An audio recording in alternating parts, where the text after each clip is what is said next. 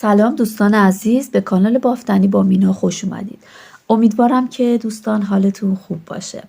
این هفته براتون پتوی نوزاد بافتم و براتون توضیح میدم. از میل شماره 8 باید استفاده بکنید دوستان. بعد از این نخهای مخملی باید استفاده بکنید که ما هم مارک ناکو هم مارک آلیزه مارکای خوبی هستن و میتونید از اونها استفاده بکنید. و برای بافت این پتوی نوزاد به 5 عدد از این کلاف ها احتیاج دارید. ببینید یه همچین چیزی باید ببافید. یه مربع 86 سانتی متر در 86 سانتی متر ببافید. بعد بافت نخودی بافتی هستش که به این صورت هست، برجسته هستش دوستان. ببینید و یکم هم بافت جمع میشه. باید 100 تا دونه سر بندازیم که این 100 تا دونه مضربی از عدد 4 هست. کلا برای بافت نخودی باید مضربی از عدد 4 باشه. حالا اگر بخوای لباس ببافید یا حالا هر چیز دیگه ای باید به این صورت دونه ها رو تقسیم بندی بکنید و سر بندازید که من برای این پتو دوستان از 100 تا دونه استفاده کردم و بافتم. میلم هم میل شماره 8 هستش. پتوی نوزاد که بافتم من این رو روی مبل قرار دادم که اندازه نهاییش رو شما ببینید که به چه شکل هستش.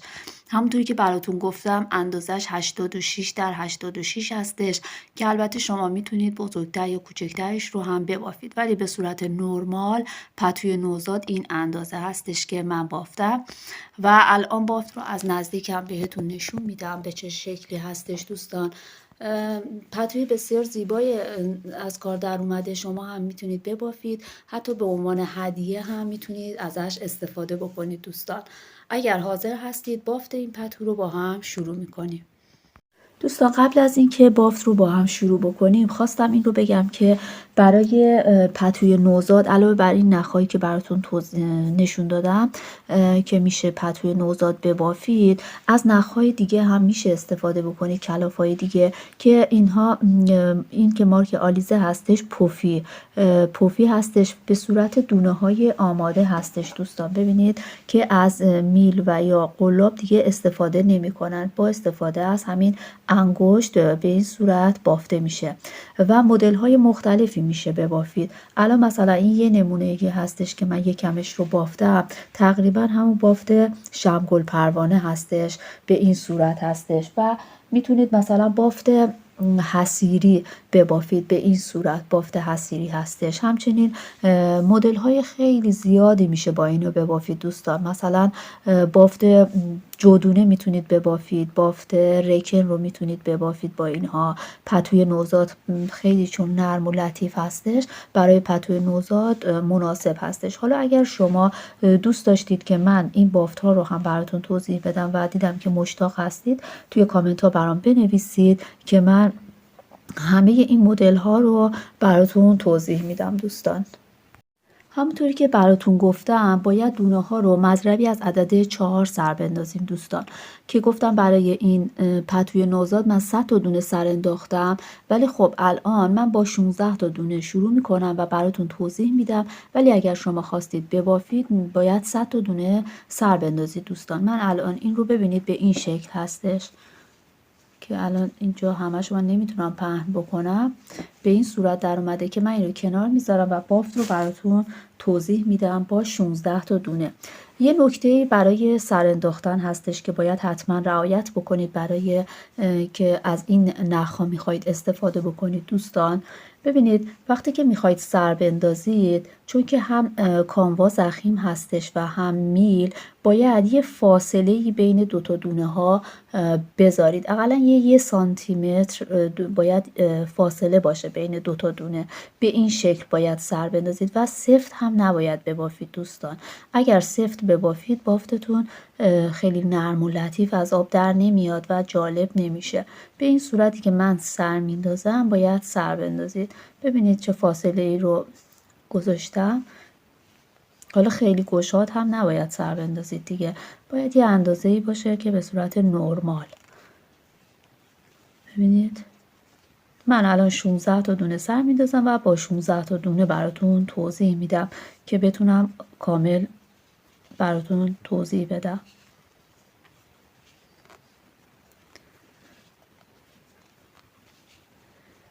خب الان 2 4 6 8 10 12 14 15 و 16. این رو یک گره من میزنم. خب برای بافت نخودی دوستان ابتدا ببینید 2 تا دونه این سمت و 2 تا دونه این سمت رو به عنوان حاشیه در نظر میگیریم و از رو باید ببافید. یعنی به صورت بافت رکن هستش ولی باید از رو ببافید بافت رکن رو توی این پتوی نوزاد که براتون راحت تر باشه. خب الان پس 2 تا دونه اول رو من از رو میبافم. ببینید وقتی که این دونه رو در میارید یه کمی باید بکشید دوستان. ببینید یکم میکشم. پس 2 تا دونه اول رو از رو بافتم و بعد دونه بعدی رو باید به 3 تا دونه تبدیل بکنید. ببینید این رو میل رو داخل این دونه میکنم و یک دونه میبافم. بعد یکم این رو دوباره میکشم و بعد این دونه رو در نمیارم. یک دونه ژوته میزنم. ببینید یک ژوته میزنم و بعد یک دونه دیگه دوباره میبافم. به این صورت این رو هم یکم میکشم. خب پس یک دونه رو تبدیل به 3 تا دونه کردم. حالا نخ رو میندازم سمت خودم و 3 تا دونه رو ببینید حالا 3 تا دونه رو به یک دونه تبدیل میکنم. این رو هم یکم میکشم. به این صورت دوباره این رو تکرار میکنم. این یک دونه باید تبدیل به 3 تا بشه. یک ژوته میزنم. یک دونه تبدیل به 3 تا شد. نخ رو دوباره میندازم سمت خودم و این 3 تا دونه رو تبدیل به یک دونه میکنم. به این صورت دوباره این به 3 تا دونه تبدیل میشه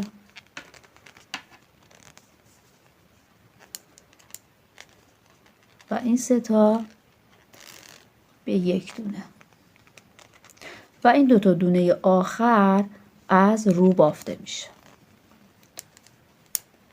به این صورت فقط ببینید دوستان بافت جودونه به این صورت هستش که حالا این 2 تا دونه که حاشیه است کاری ندارم. ببینید اینجا یک دونه تبدیل به 3 تا دونه شد ولی قسمت آخر این 2 تا هم که حاشیه هستش ببینید اینجا 3 تا دونه تبدیل به یک دونه میشه. باید این رعایت بکنید. این رو رعایت بکنید که حتما باید به این صورت بیفته.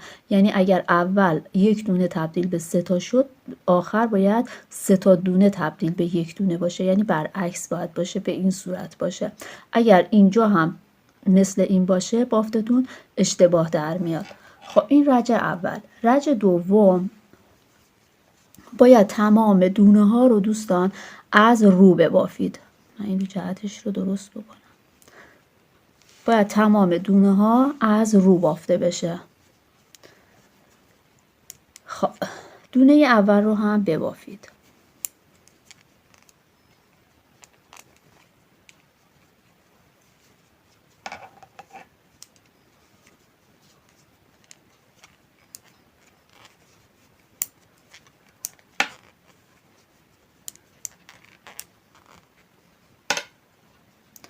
پس تمام دونه ها از رو.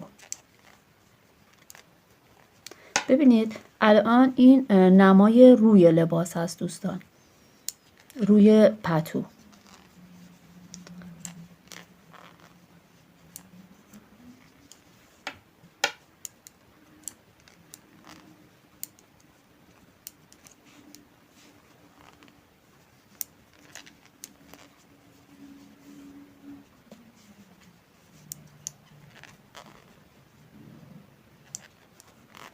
ببینید راحت باید ببافید.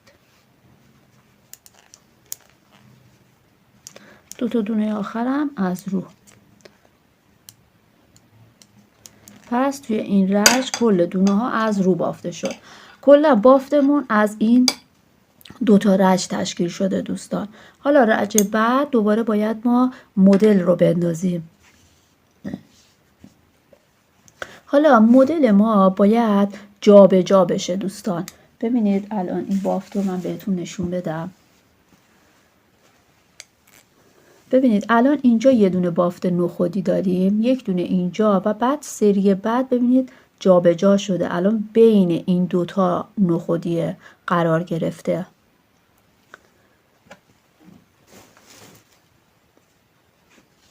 خب دو تا دونه اول که از رو هست بافته میشه. یکم میکشیم. دو تا دونه رو از رو بافتم. حالا بعد اینجا رو نگاه بکنید. دونه هایی که ستایی هستن کاملا مشخص هستش.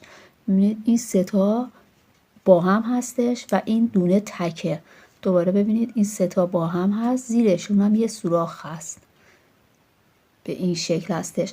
وقتی که سه تا با هم رو دیدید نخ رو بیارید سمت خودتون، چون که باید جابجا بشه دیگه.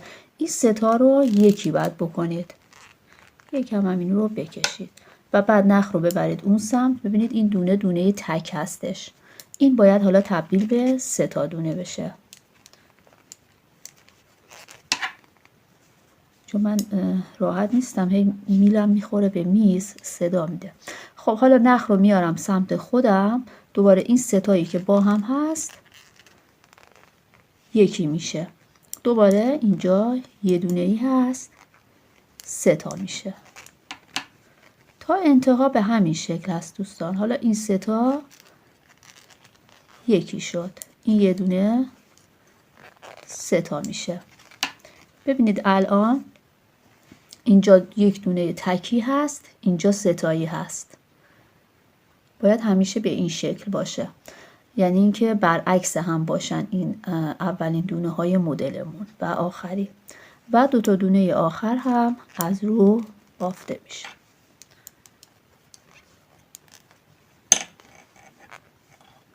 دوباره رج بعد دیگه این دو تا رج هی تکرار میشه دیگه. ببینید الان نخودی های ما رو مشخص شدن. خب توی این رج دوباره همه دونه ها باید از رو بافته بشه. همه دونه ها رو از رو میبافیم.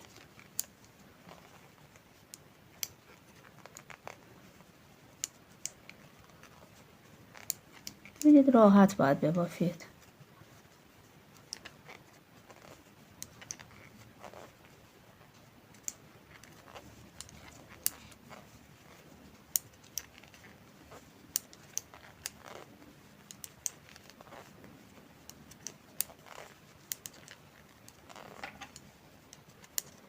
از همه دونه ها تو این رج از رو بافته شد. در واقع من الان تکراره که دارم براتون توضیح میدم.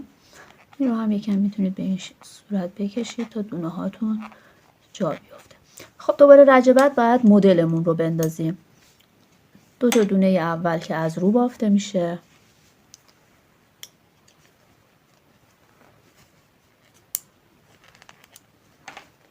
خب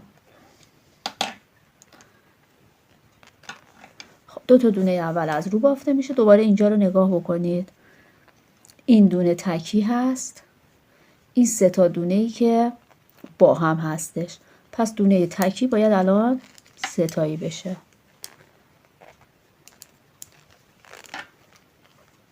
و بعد این سه تا ببینید زیرش هم یه سوراخ هستش. نخ رو میارید سمت خودتون و سه تا رو یکی میکنید. دوباره دونه تکی هست دیگه، به ترتیب دیگه ستایی میشه. ستایی ها تبدیل به یک دونه میشه. دوباره ستایی میشه. نخ رو میندازید سمت خودتون. ستایی تبدیل به یک دونه میشه و دو تا دونه آخر هم از رو هست. دوباره رج بعد باید از رو بافته شد. بعد رج بعد دوباره مدل رو بزنید. ببینید الان به این شکل در اومد.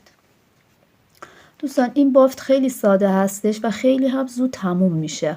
یعنی اینکه چون که هم میلکلو ضخیم هستش و هم کلافتون ضخیم هستش، خیلی سریع میتونید این رو ببافید و تمومش بکنید.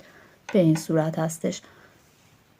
خب دوستان امیدوارم که از بافت این پتوی نوزاد لذت برده باشید. شما هم ببافید و لذت ببرید دوستان. اگر از این بافت خوشتون اومد کانال من را همراهی بکنید با لایک و کامنت و سابسکرایب کردن. ممنونم که همراه هستید و همه شما رو به خدا میسپارم و امیدوارم که همیشه شاد و سلامت باشید. خدا نگهدار.